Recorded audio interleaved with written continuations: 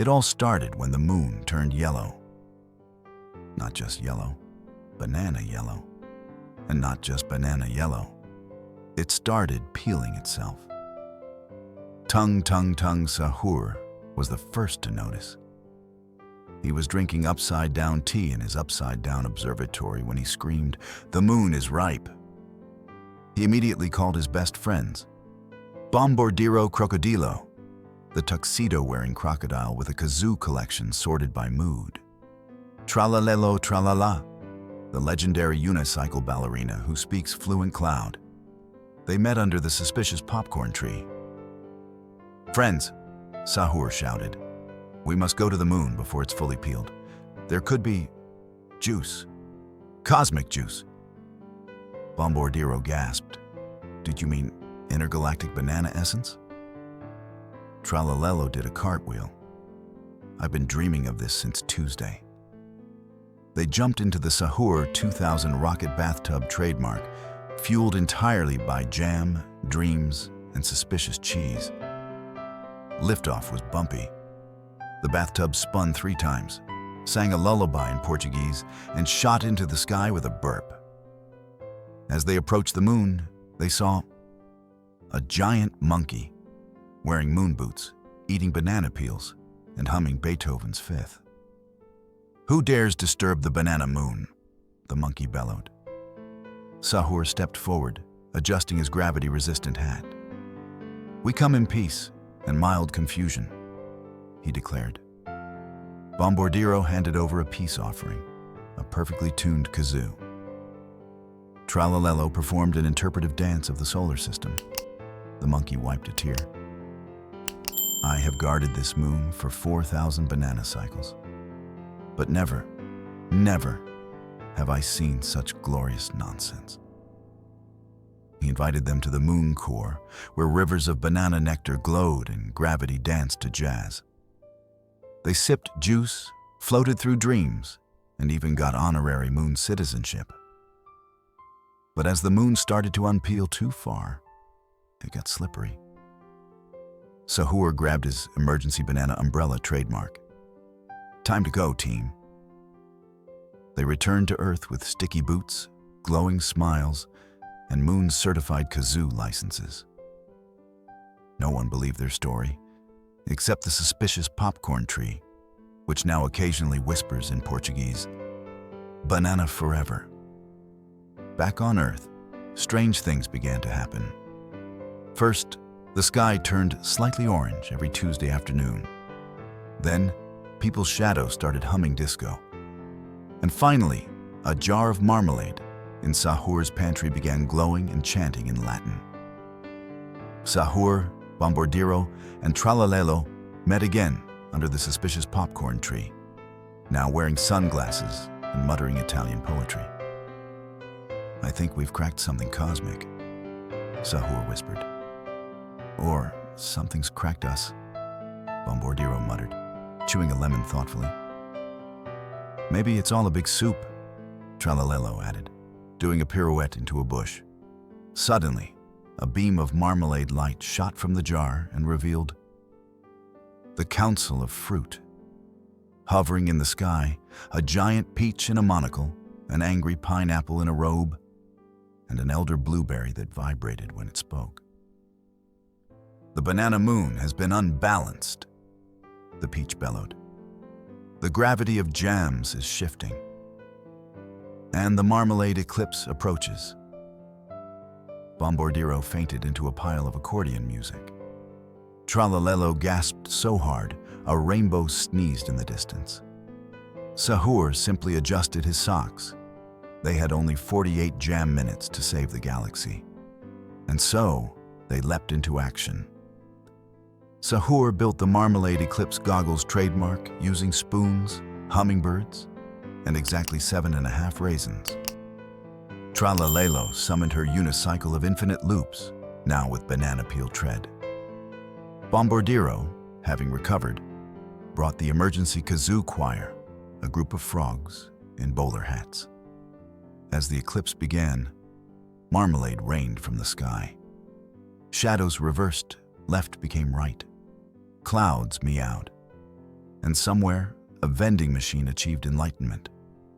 But with one heroic kazoo solo, one perfectly timed cloud pirouette, and one jar flung directly into orbit. The eclipse balanced. The Fruit Council nodded, and Earth was safe. Again. They celebrated under the suspicious popcorn tree, which now giggled in Swahili and gave them each a cookie. And somewhere in the sky, the banana moon winked. It began with a letter, a very tiny letter, folded 347 times, delivered by a snail in a tuxedo. Sahur opened it carefully, using tweezers, a feather, and a ceremonial yawn.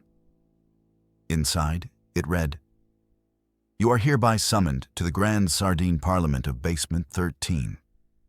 The fate of all breakfast cereal depends on your presence. Signed." Professor Olivier Bombordiro Crocodilo raised an eyebrow and accidentally launched a grapefruit. Tralalelo tralala gasped so dramatically that a chair fainted. Sahur simply adjusted his shoe that was made entirely of violins. "Basement 13, Sahur whispered. "We haven't been there since the inverted omelette war." They gathered their equipment, one inflatable kazoo, 12 packets of backup eyebrows, a map printed on toast, and Tralalelo's pet fog named Gregory. Basement 13 was not easy to find. It moved every Tuesday and spoke only in riddles. Today, it was disguised as a vending machine, selling left socks and existential dread. "Password?" it asked. "Wobblefish," Sahur replied without blinking. The machine groaned, spun, sneezed marshmallows, and opened. Inside, they descended into a spiral staircase made of canned applause and soup recipes. At the bottom sat the Grand Sardine Parliament, thousands of tiny sardines in powdered wigs, arguing passionately in Old Fishonian. At the center stood Professor Olivier, half man, half mayonnaise, all trouble. "You're late," he hissed. "The cereal timeline is collapsing. Oat flakes are rebelling. Muesli is forming unions. Even cornflakes have started to write poetry." And so they did. On the 13th floor of a cloud made entirely of lukewarm tea, every breakfast item in the galaxy gathered.